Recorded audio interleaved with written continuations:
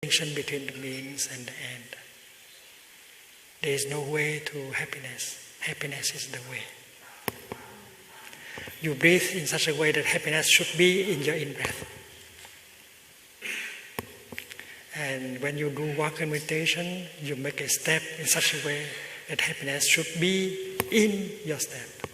You have to look for happiness and peace and transformation right in the present moment, in your in-breath and in your out-breath. And with some training, we can do that. We don't have to suffer when we breathe in. We don't have to suffer when we make a step. In fact, we should produce the energy of joy, healing, happiness when we breathe in. And we should be able to produce the energy of joy and happiness and peace when we make a step. And we can do that. We can train ourselves to do that. And maybe a few hours can help us do it very well already. So breathing in, I know I'm breathing in. That is the first exercise of mindful breathing proposed by the Buddha. And we should breathe in such a way that there is relaxation, peace, happiness, joy in that in-breath. We know that the fourth exercise of mindful breathing is breathing in, I relax my body. Breathing out, I release the tension in my body.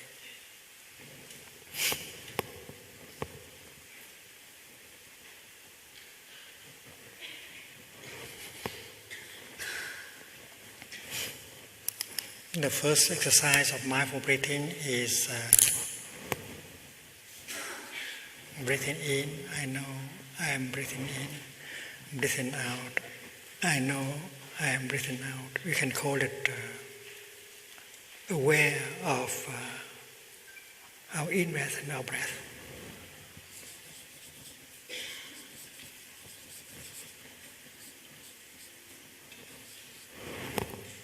Recognize our in-breath as it is happening.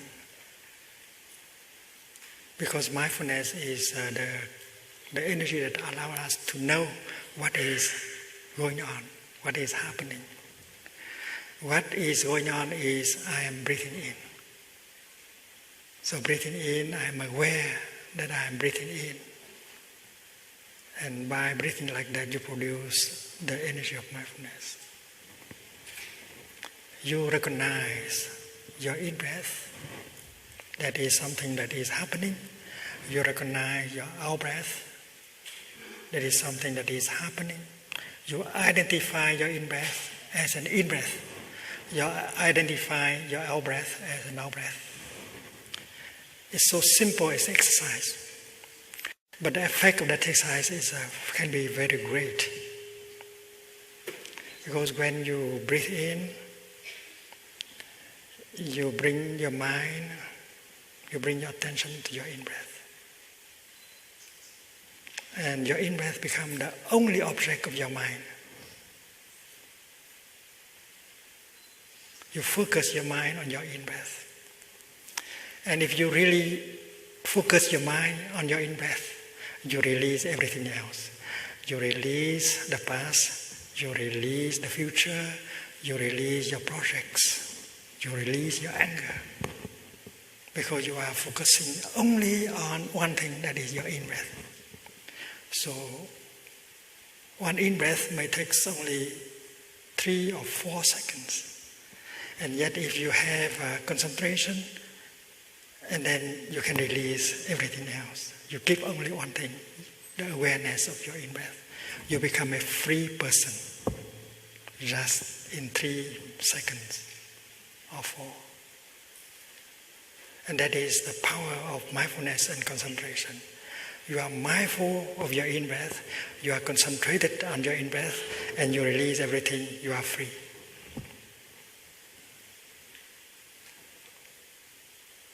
And you do not have to suffer during the time you breathe in. In fact, you can enjoy it deeply. You don't have to breathe in because you are breathing in anyway. So I do not have to breathe in. I am breathing in and out all the time. My practice is just to focus my attention on my in-breath.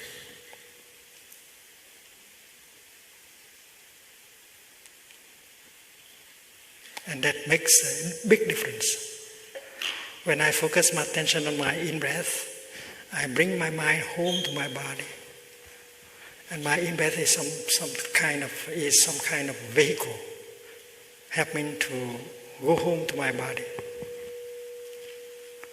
And when the mind is with the body, you are there, fully present in the here and the now. Just 2-3 seconds.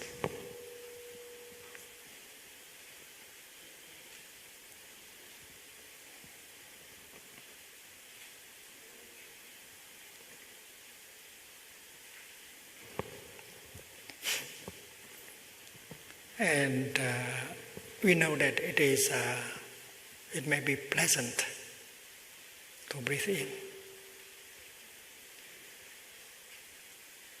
You do not have a lung infection. Your nose is free. The air is fresh. So there is no reason why you don't enjoy your in-breath. So there is joy in the act of breathing in. And then when you breathe in, you get the insight that you have a body, that you are alive.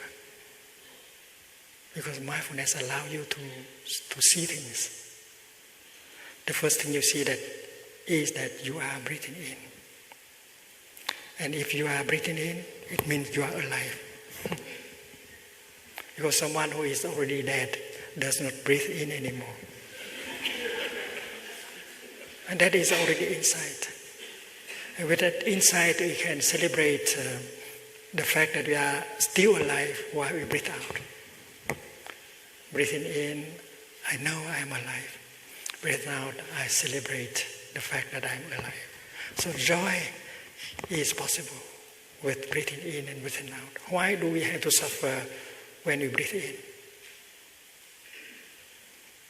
And we know when we breathe in, we are concentrated on our in-breath. You release everything else. You are light. You are free. And 3 seconds bring you freedom and lightness. So you can find a lot of joy, a lot of pleasure, a lot of peace just in your in-breath. Your in-breath is not a means for you to arrive at somewhere else. Find the joy, the pleasure, the peace, the happiness right in your in-breath. And the same thing is true when you do walking meditation. What is the use of doing walking meditation? Doing walking meditation is to enjoy every step, because I can touch peace, joy, happiness, freedom, the kingdom of God in every step. So the step that you make should not be a means. It is also the end.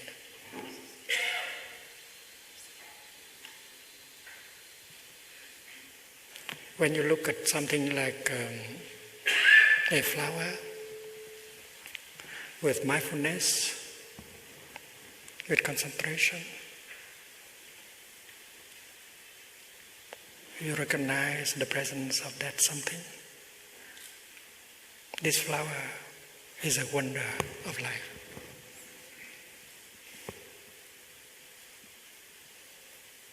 This flower belongs to the kingdom of God. With the energy of mindfulness and concentration, you can see that this flower is a manifestation of the kingdom of God. It carries within itself the kingdom of God. And with mindfulness and concentration, you get the insight. The kingdom of God is right there. I can touch it through a flower. And your in-breath also belongs to the kingdom of God. Your body also belongs to the kingdom of God. So walking mindfully with every step, you touch the kingdom of God. And that is why the kingdom of God can be found in every step. Joy and peace and happiness should be found in the step. Your step is not a means for an end. It is the end by itself. And insight is something that can come very quickly. You don't need to practice mindfulness for 10 years in order to have some insight. A few seconds of mindfulness can already bring insight. Like breathing in, I know I am alive. Breathing in, I know the kingdom of God is available in the here and the now. And that kind of insight helps you to really stop running in order to enjoy the present moment.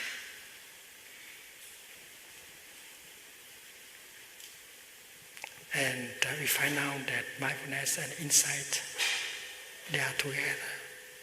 Where there is mindfulness, there is concentration and insight.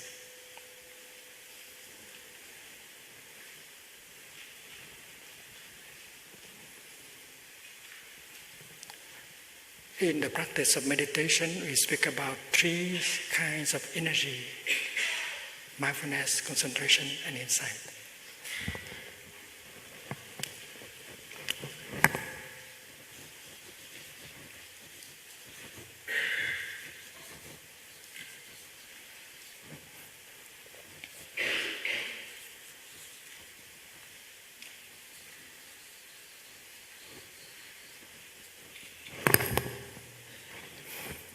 And in the beginning, we define mindfulness as the kind of energy that allowed us to see what is going on.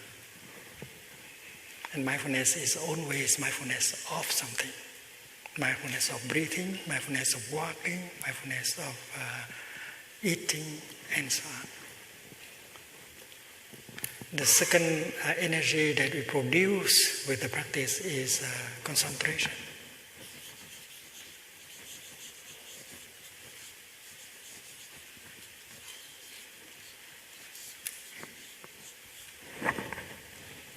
Samadhi.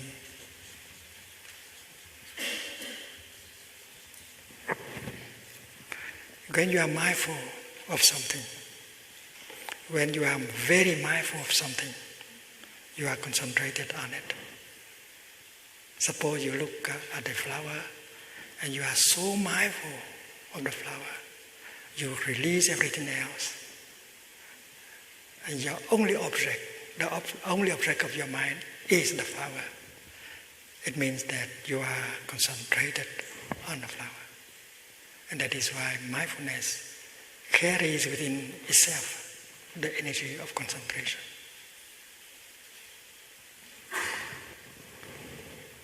The energy of mindfulness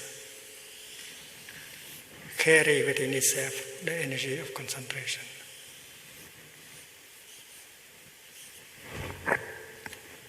Where is mindfulness? There is concentration. And the more you are mindful, the more concentrated you become.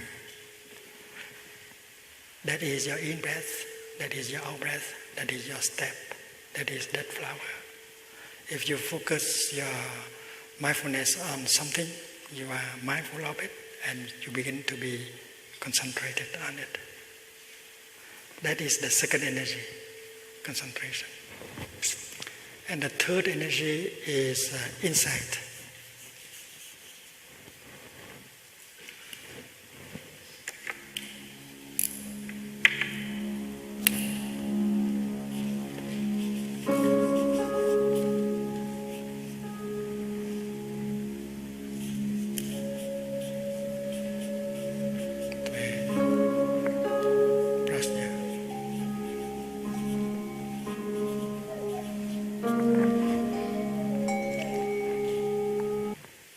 is mindfulness and concentration, there is insight. They come together very quickly. When you breathe in, and if you are mindful of your in-breath, you know that what is happening is you are breathing in. You are breathing in is already an insight. Many people who breathe in but do not know that they are breathing in. Many people are alive but they do not know that they are alive. So breathing in, I know that I am breathing in. And it means also that I am alive. Knowing you are alive, that is an insight. And that insight is very important. Because to be alive is a miracle. The greatest of all miracles. And you touch that miracle just by breathing in mindfully. So mindfulness carries within itself the energy of concentration, and concentration carries within itself the energy of insight.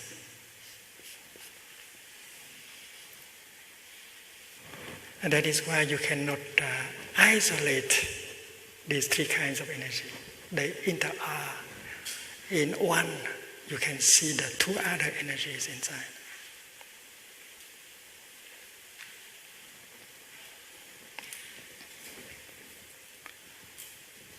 The second energy, the second exercise of mindful breathing is to follow your in-breath.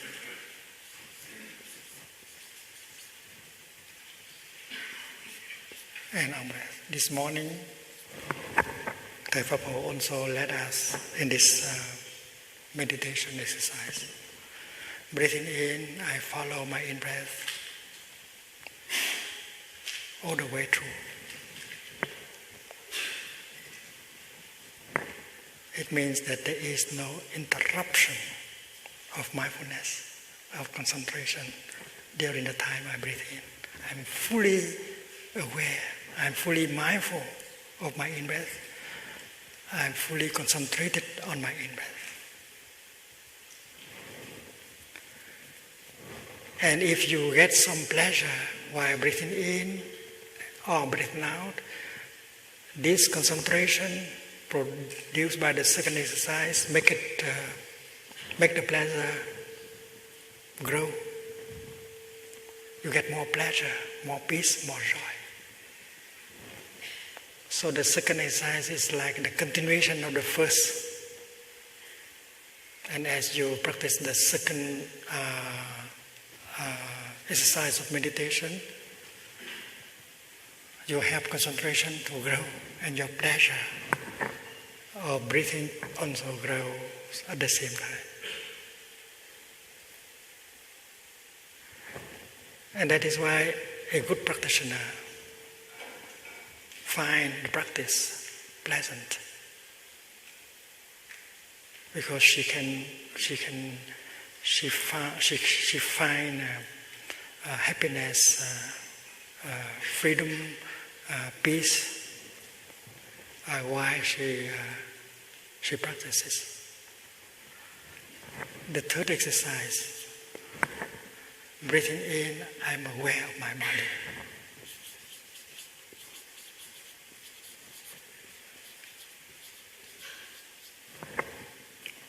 This is really bringing the mind home to the body. When you spend 3 hours with your computer, you completely forget that you have a body. And when the mind is not with the body, you are not truly alive. The mind should be an embodied mind. When the mind is with the body, you are established in the here and the now. You are fully present in the here and the now. You are fully alive. That is why bringing the mind home to the body is to be fully alive, to fully present. And only when you are fully present that you can touch the wonders of life deeply.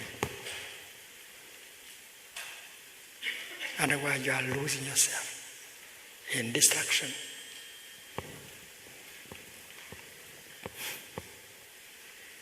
So breathing in, I know I have a body. That is already an insight. And if you have worked your body so hard, there is a lot of tension and pain in your body.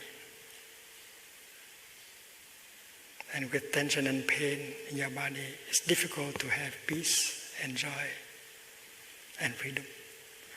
That's why you are motivated by the desire to release the tension in your body. And that is why the Buddha proposed the fourth exercise of mindful breathing. Breathing in, I let go of the tension in my body. I calm my body.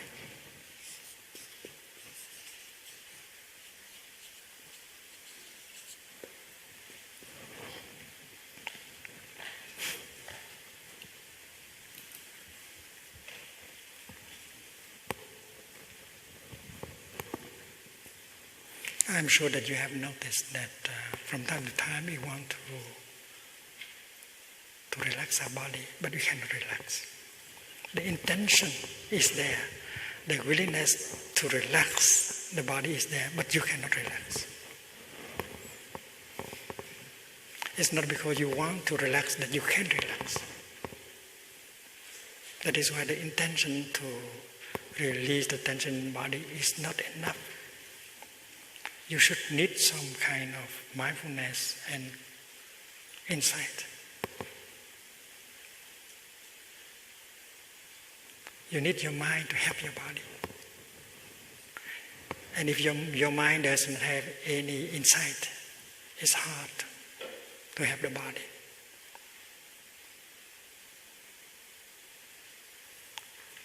When you breathe in mindfully, and bring your mind home to your body, you might get the insight that your body is full of tension. And that is already the first insight. My body is full of tension. And I will be happy if I can release that tension. And then if you continue, you can see that there is a habit, energy in you. The habit of running.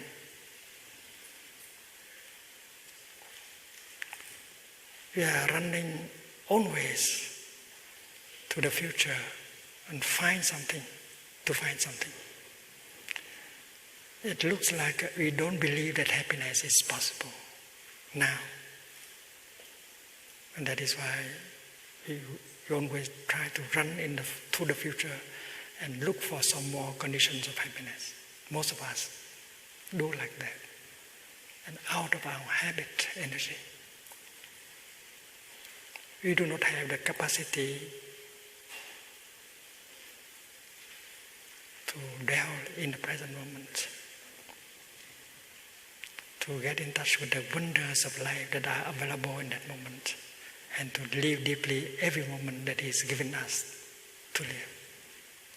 Because of that huge habit energy of running, always running, even during our dream, our sleep. We are long for something. We don't think that peace, happiness, love, joy is possible in the present moment. That is why meditation, first of all, is to stop running.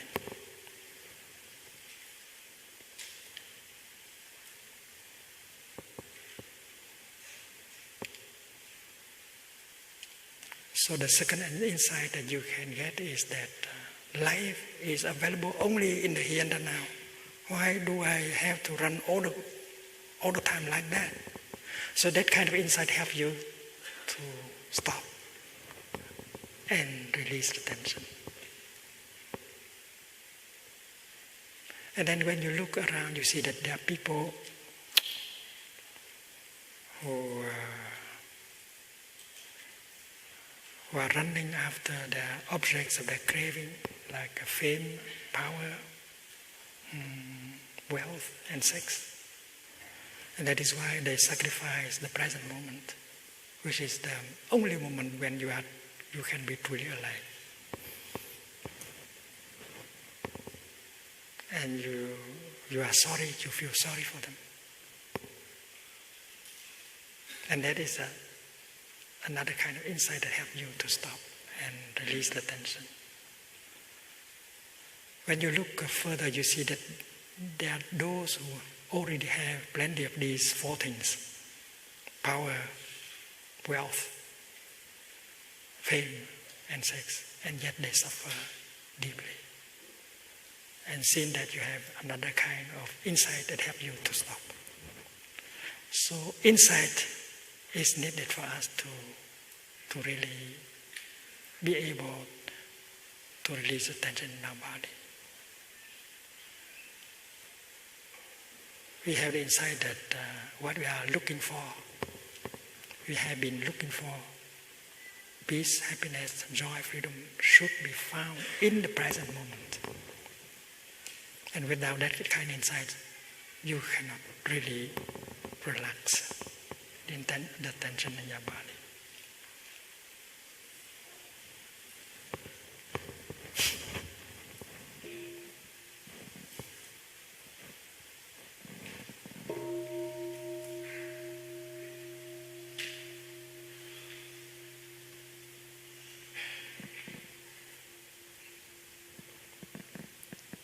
Happily, the energy of mindfulness carries within itself the energy of concentration and insight. That is why when you practice the fourth exercise of mindful breathing, you can really release the tension. If you know that it's good to release the tension, but not many people know how to release the tension. We have to learn, we have to try. And if we can do that, we can help our children do it. If school teachers know how to do it, they will help their students to do it. And the job of learning and teaching will become much easier if both teachers and students know the art of relaxation, releasing the tension.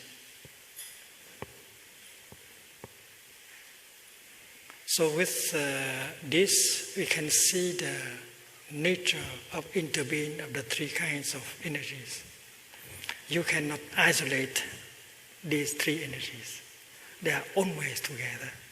And looking into one, you can see the two others. And these three kinds of energies are generated by practitioners. And they have the power to produce joy and happiness. They have the power to help you handle painful emotions, painful feelings. And we learn how to deal with our happiness and our suffering by using these kind of energies that we produce in our practice.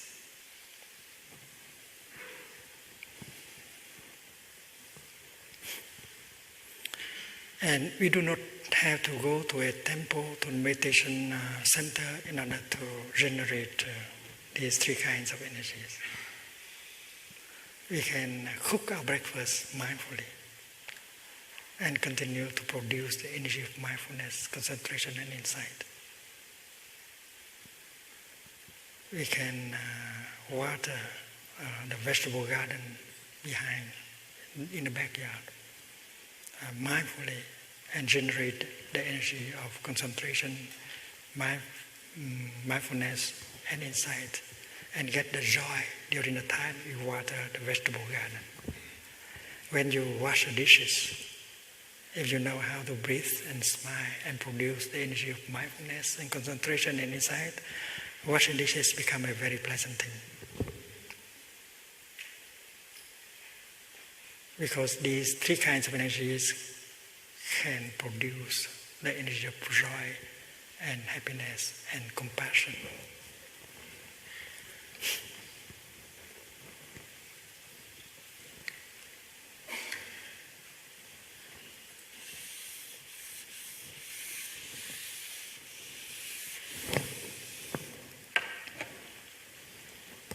When we come to the fifth exercise, we learn how to produce a feeling of joy. Because a practitioner can always produce a feeling of joy, a feeling of happiness. And how? The teaching is very clear. If you bring your mind home to your body by the way of mindful breathing or mindful walking, you are established in the here and the now.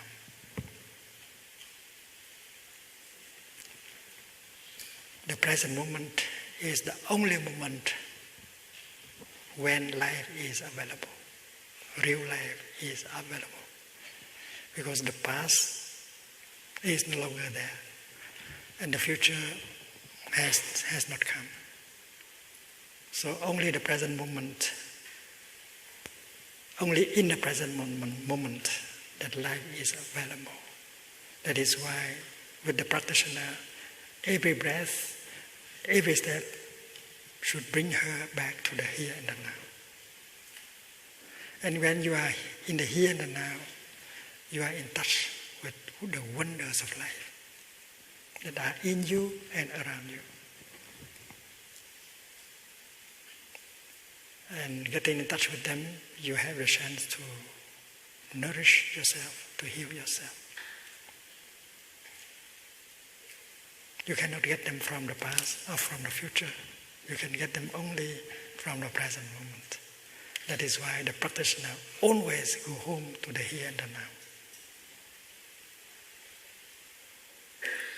From the parking lot to where you work, you walk in such a way that every step helps you to release the tension in your body, help you touch the wonders of life in you and around you. And you walk in such a way that the kingdom of God is available to you with every step. How?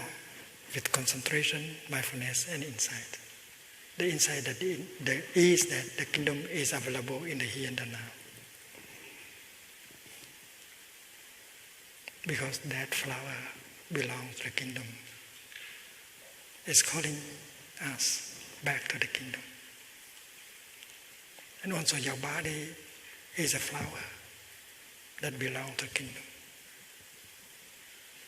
So for those of us who have enough concentration and insight, we know that the kingdom of God is available in the here and the now. You do not have to die in order to go to the kingdom. In fact, you have to be very alive. And to be alive, how? Mindful, concentrated, and you are alive. And only with one in-breath you go to the kingdom. Only with one step you go to the kingdom. Because the kingdom is available in the here and the now. The question that remains is whether you are available to the kingdom. And the answer is there. If you want to make yourself available to the kingdom, produce mindfulness, concentration. And with only one step, you can go into the kingdom. So for a good practitioner, walking from the parking lot to the working place, you you touch the kingdom with every step. It depends on our way of walking, that the kingdom is there or is not there.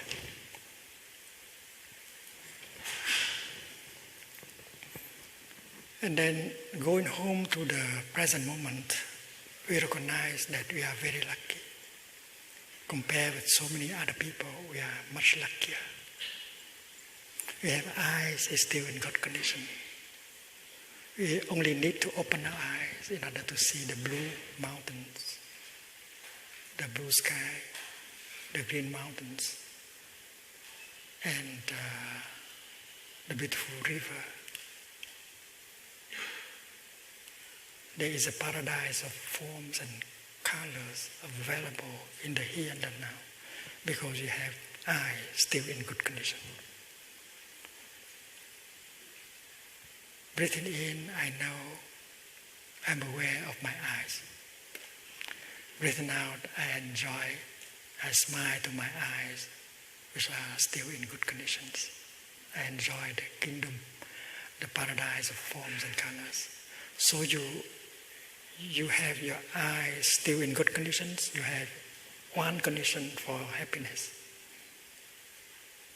And there are many thousands of conditions like that within you and around you. Breathing in, I know I'm aware of my heart. Mindfully, I breathe in and I get the insight that, my heart still functions normally. It's wonderful to have a normal heart like that. Because some of us do not have a heart like that. And our deepest desire is to have just a normal heart like other people. So when you touch your heart in good condition, your heart that still functions normally, you touch another condition of happiness. There's so many conditions of happiness in you and around you, more than enough for you to be happy, to be joyful in the here and the now. And that is why to produce a feeling of joy is always possible for a good practitioner. And to produce a feeling of happiness is always possible for a good practitioner. And we have to nourish ourselves by generating the energy of joy and happiness. And that is the object of the fifth and sixth exercise. The fifth is generating joy.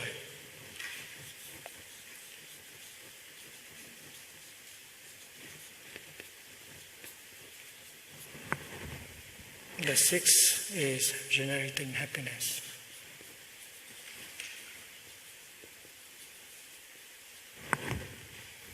In the Buddhist literature, there is a distinction between joy, hei, and happiness.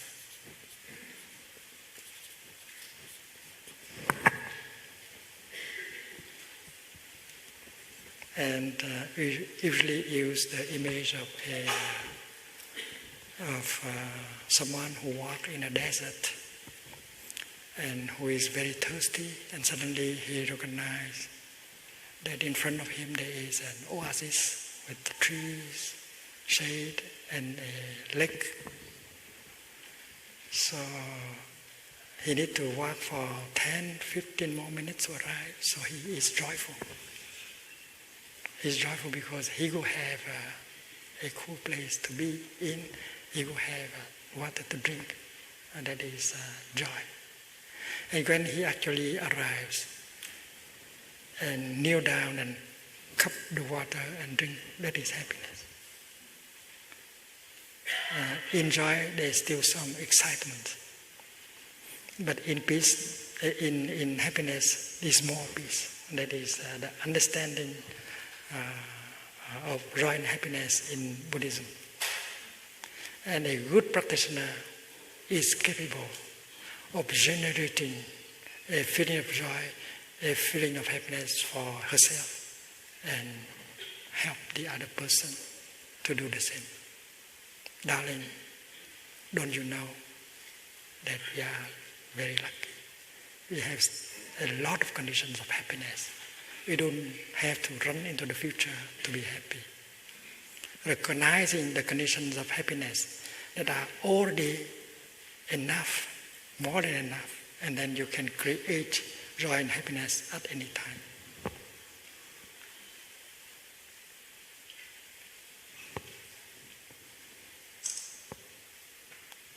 And with the seventh exercise,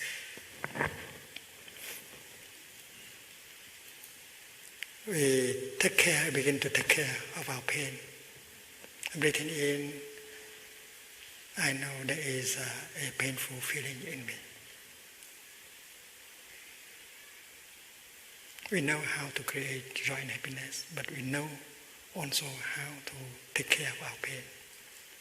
So the first exercise is to be aware of the pain.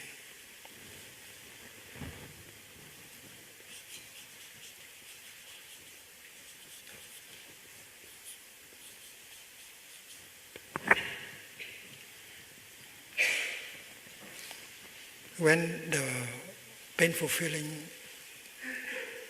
begins to come up, you do not try to run away from it.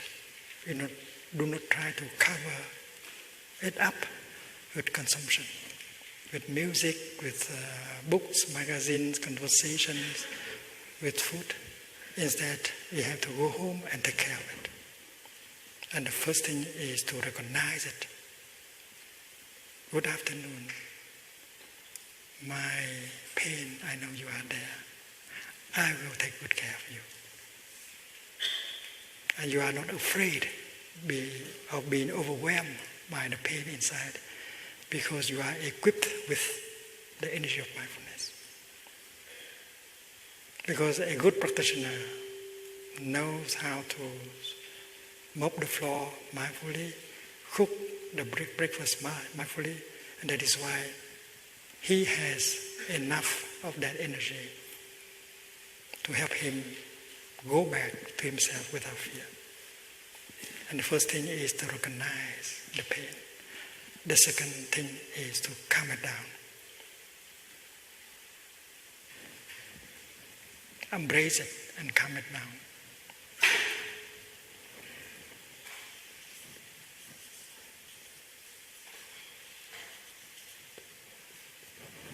Whether that is a painful feeling or a painful emotion, the practitioner always go home to himself, recognize it, and with the energy of mindfulness, embrace it tenderly, like a mother holding a baby. There is no intention to fight or to suppress.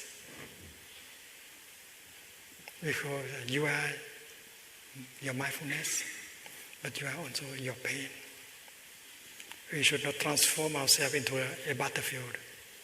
The good fighting the evil, that's not the practice. So not running away from the pain, trying to come back with mindfulness, recognize it as it is, and begin to embrace it tenderly.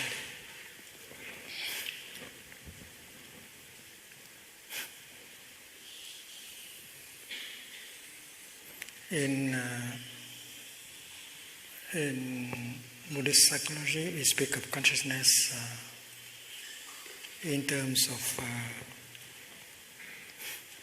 store and mind.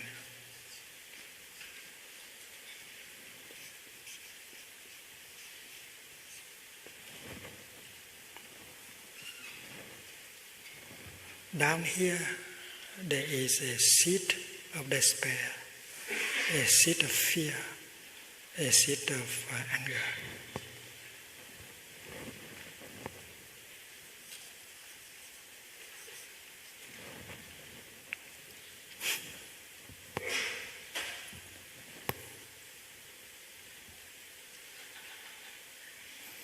And when the seed of fear or anger is touched, somebody come and say something or does something and touch off the seed of anger down here, and it manifests up here as a kind of energy. It's called a mental formation. Mental formation.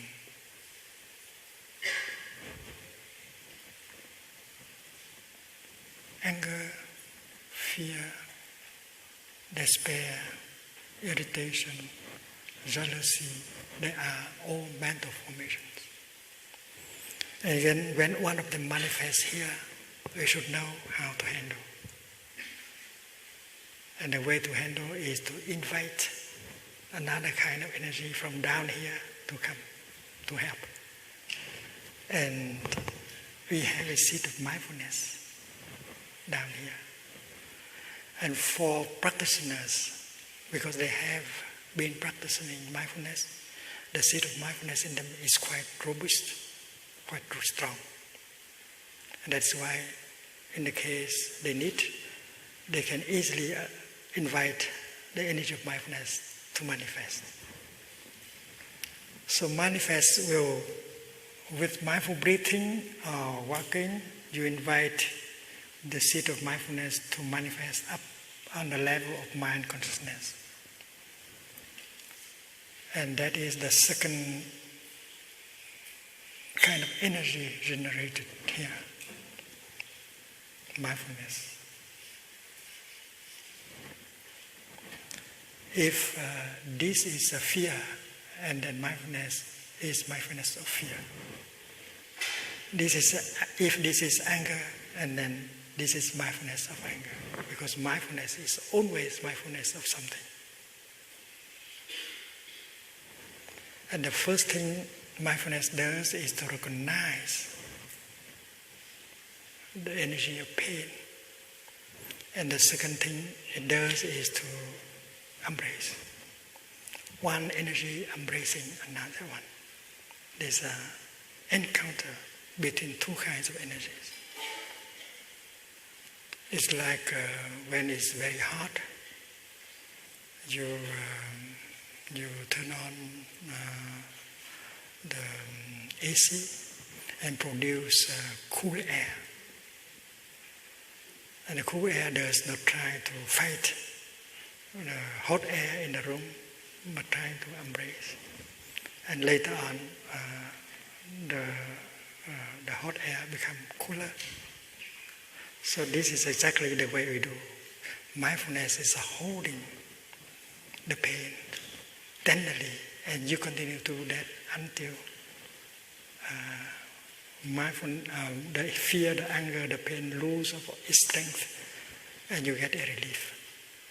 You feel better after a few minutes of holding, using the energy of mindfulness to hold the energy of anger or fear.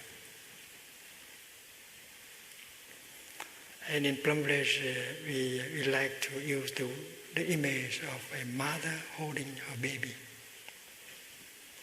The mother does not know yet what is wrong with the baby. But the fact that she is holding the baby tenderly can help the baby suffer less right away. The energy of tenderness of the mother begins to penetrate into the body of the baby. So the practitioner, while holding her pain, her sorrow, can begin to get a relief, because the energy of mindfulness begins to penetrate into the other zone of energy, the energy of fear or anger.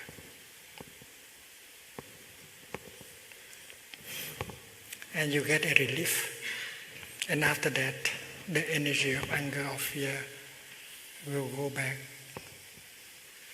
to its place of origin down here. After having lost some of its energy. It's like giving your fear, your anger, a mindfulness bath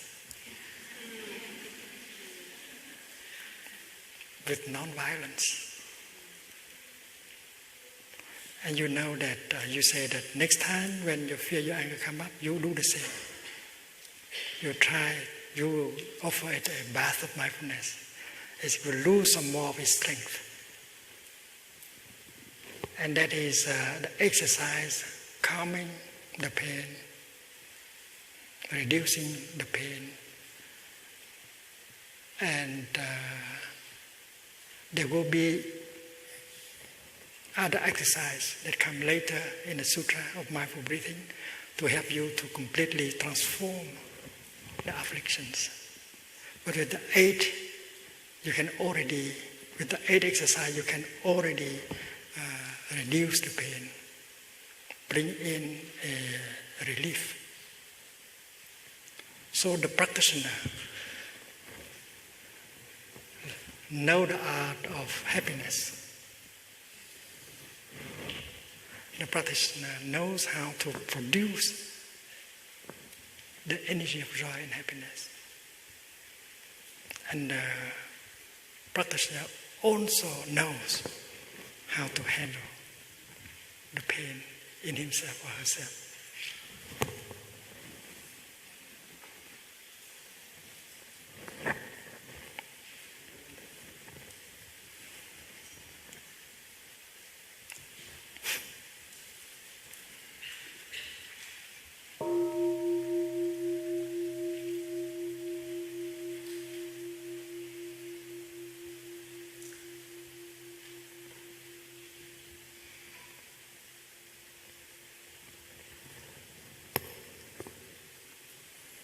The pain can be a physical pain or a mental pain.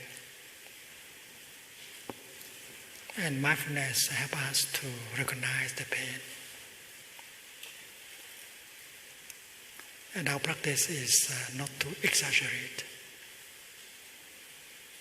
Because to meditate is to look deeply and to recognize things as they are.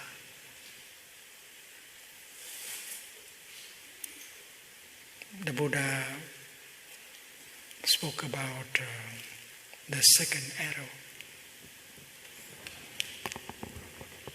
When we learn the art of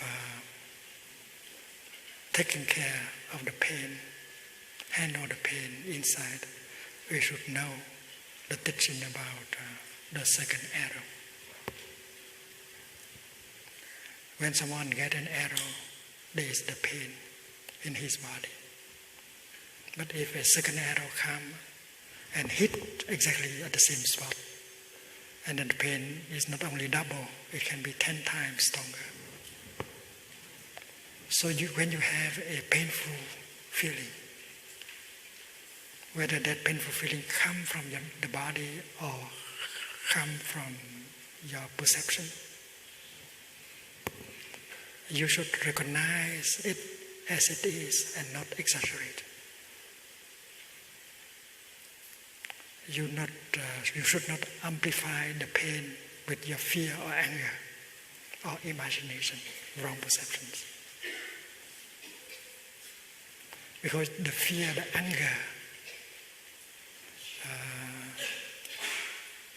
make the pain in you multiply by 10 times at least. You imagine that you are going to die very soon. You imagine that you cannot stand that kind of fear and anger.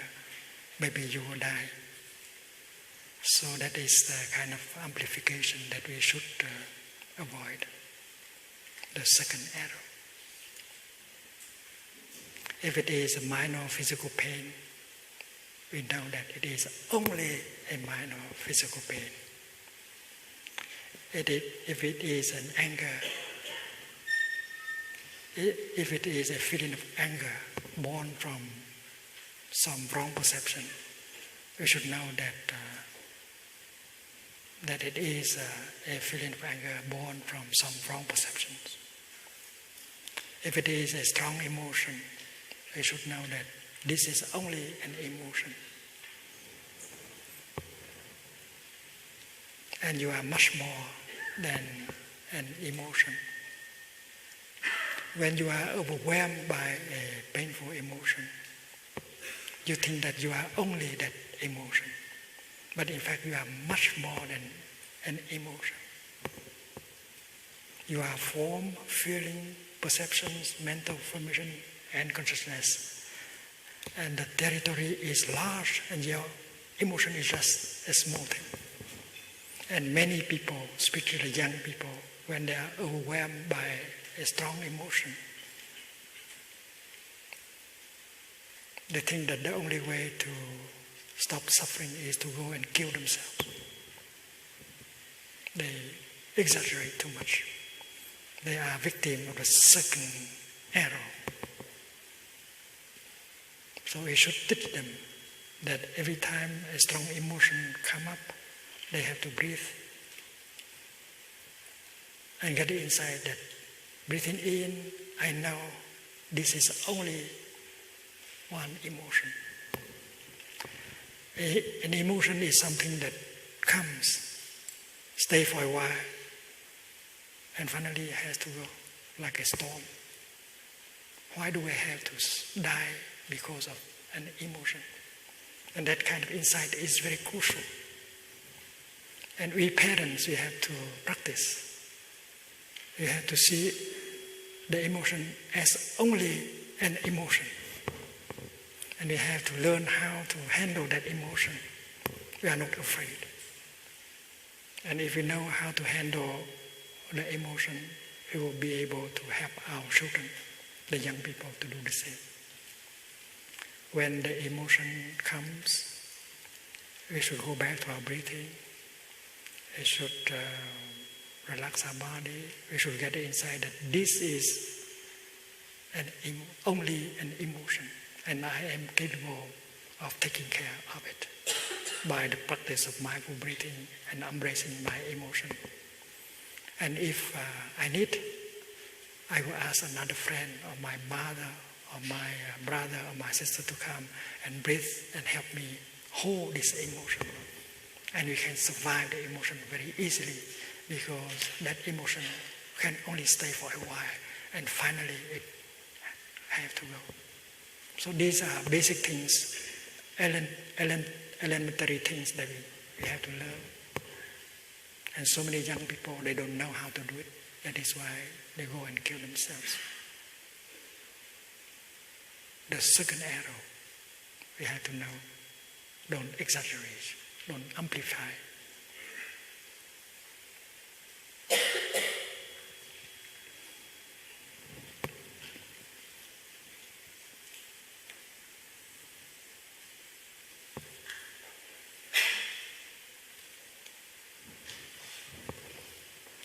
It's almost 12.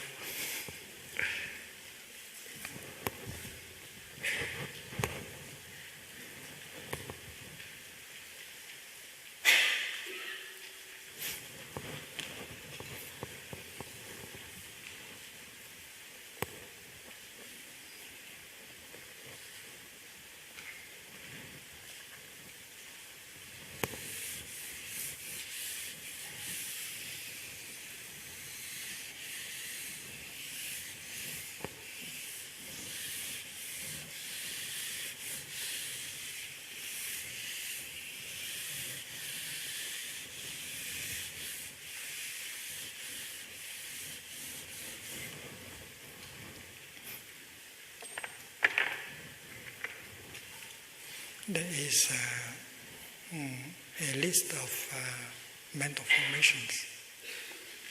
I have asked the brothers to print for everyone. Maybe tomorrow everyone will have a copy.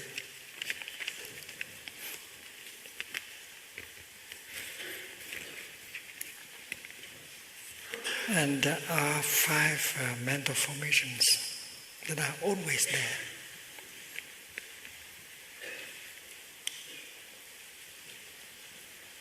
And we should know how to handle them. The first one is a contact.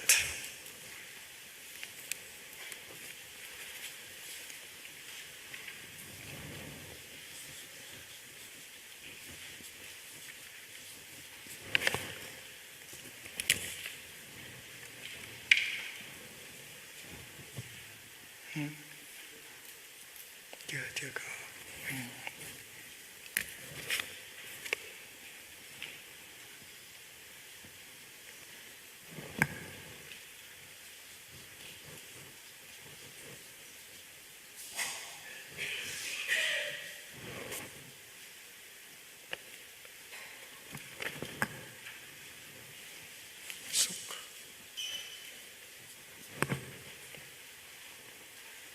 Attention.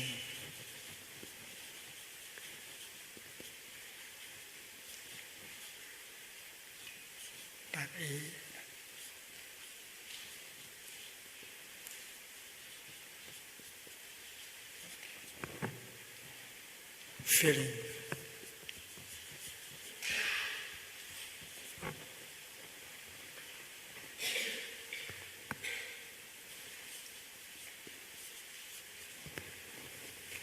Perception.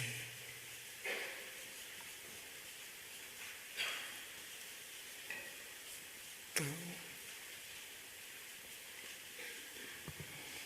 volition. To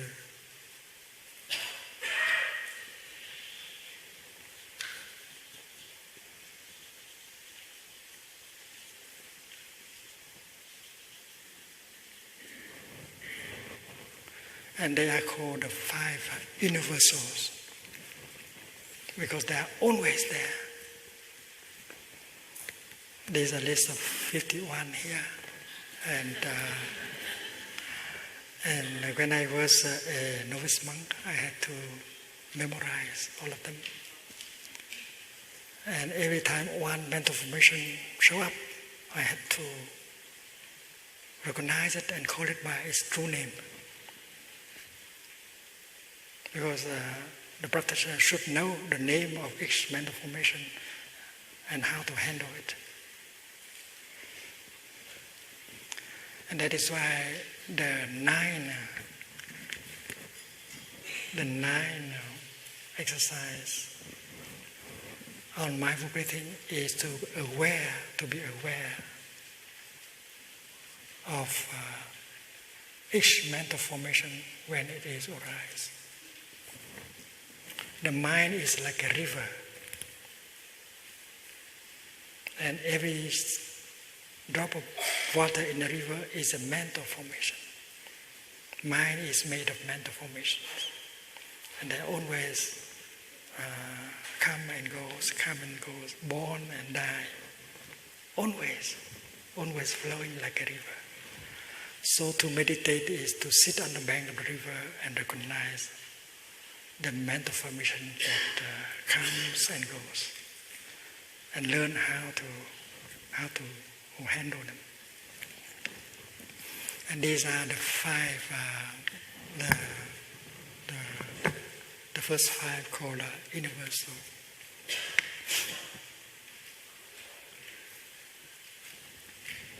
Attention can come first, or contact may come first. Suppose you hear the sound of the bell. And if you are used to the practice of the bell of mindfulness, you tend to pay attention to the sound of the bell rather than other sounds that happen at the same time. Because the sound of the bell is the object of attention that is conducive to peace, tranquility, and so on. Because when you pay attention to the sound of the bell, you stop your thinking. You begin to breathe in gently, and you enjoy breathing in.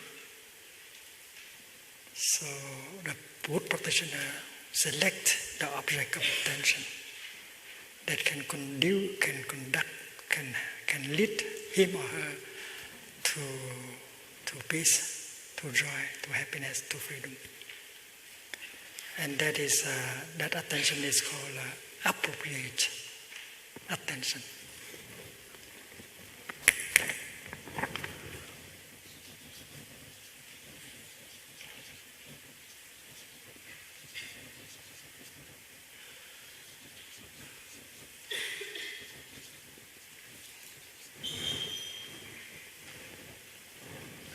Yoniso manaskara.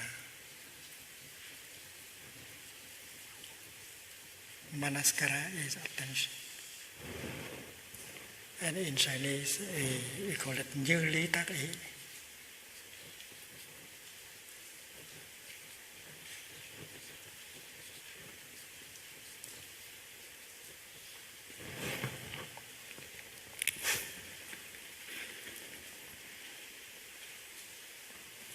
And when you pay attention to the objects that can lead you to anger, fear, craving. And then that is called inappropriate attention.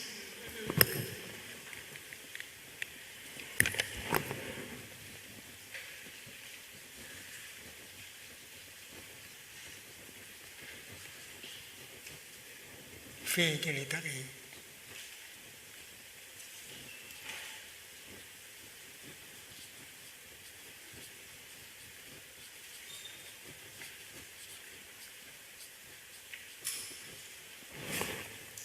Suppose you go to the internet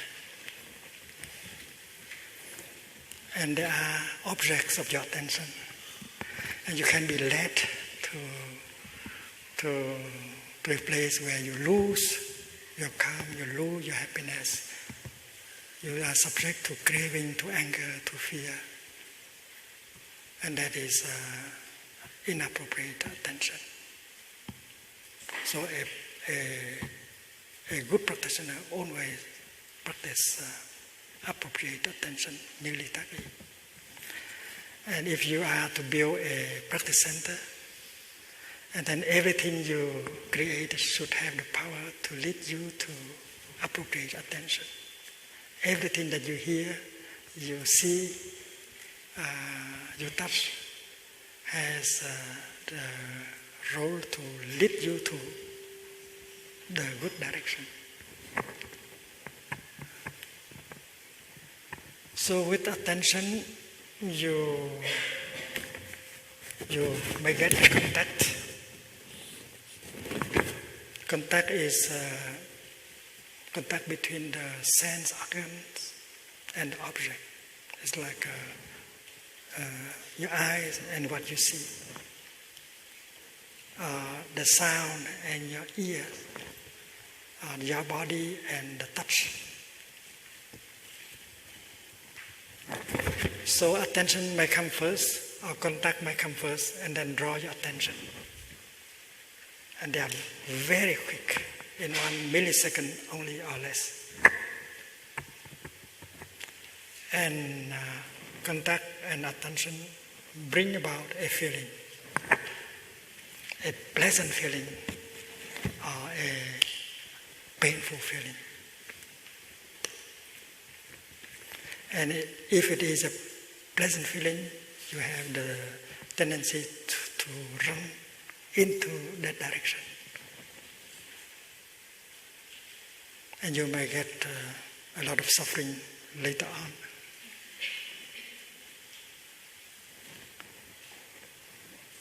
If it is a painful feeling, like anger or fear,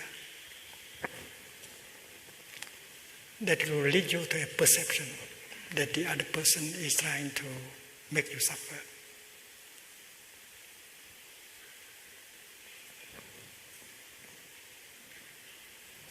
And if you have that perception, you will have the intention to act, to want to say something in order to punish him or her, or to do something to punish him or her. So anger leads to the action of punishing.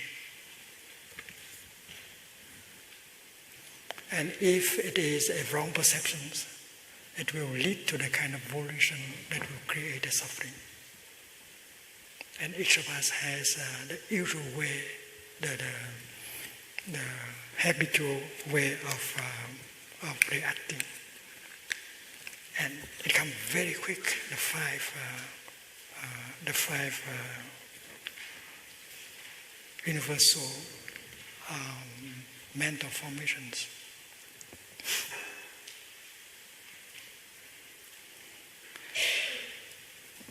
And we have the habit energy of reacting in the same way. And we always react like that because it is already an usual path in our brain. There is a neural pathway that is already straight, and you just go and go by that way again and again. There is one person who reacted very much the same way when he hear that kind of sentence. He cannot control himself. Every time he hear that kind of expression, he'll get angry and he will say something like that, and always like that. And after that, he was angry at himself. I did not want to react like that, but why I continue to react like that?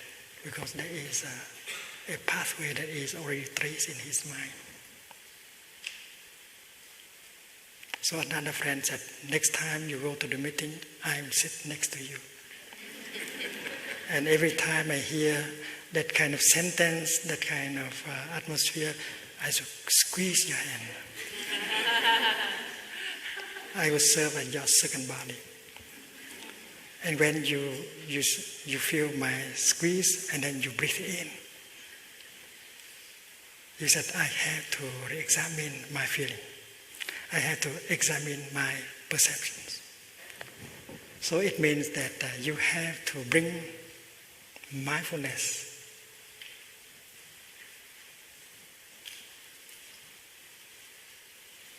to intervene with your feeling.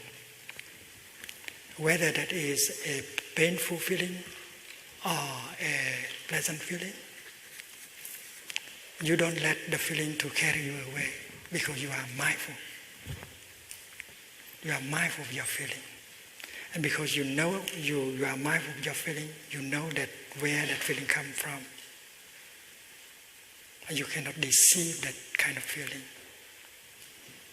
Because maybe you have a wrong perception, and that is why you have that kind of feeling. But if there is mindfulness and concentration intervening, and then you know the nature of that feeling, and you can correct your perception, and you don't go your way anymore. You go another way that lead to compassion, understanding, rather than anger and despair.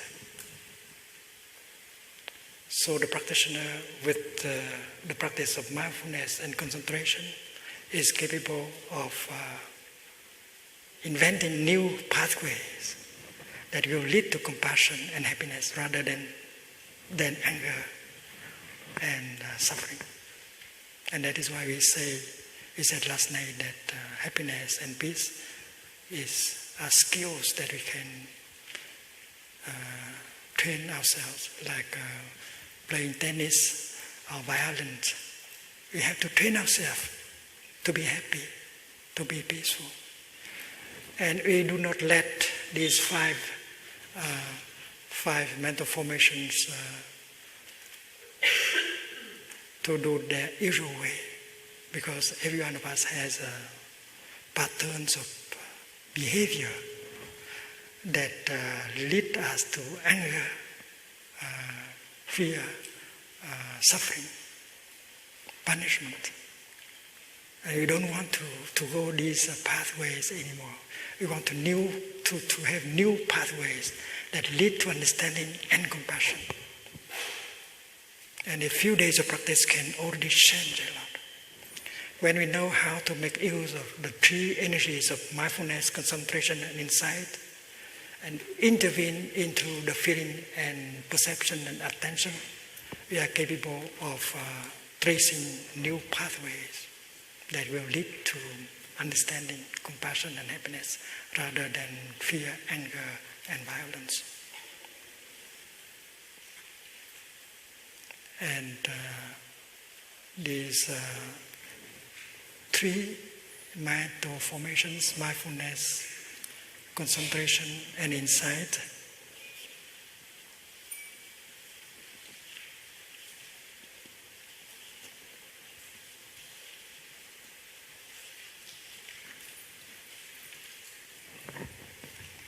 are three mental formations among the five that is called particular.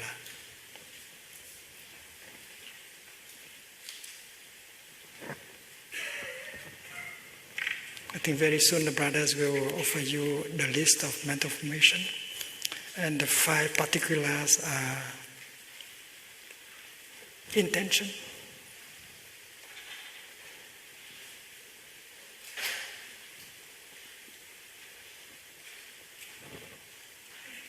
Determination.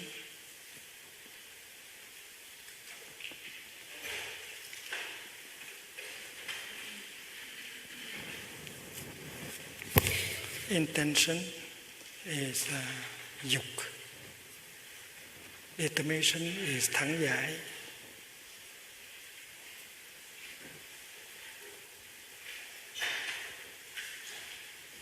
And mindfulness, concentration, and insight. So we have the three universal